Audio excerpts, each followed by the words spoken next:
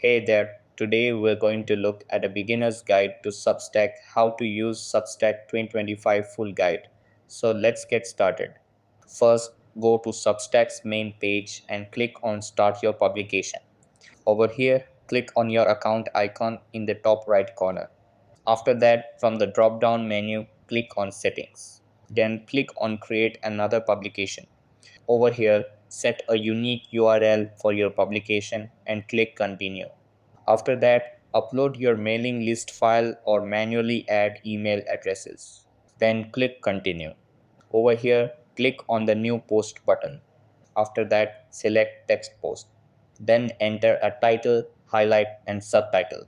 After that, write your content in the body section. Then click Continue.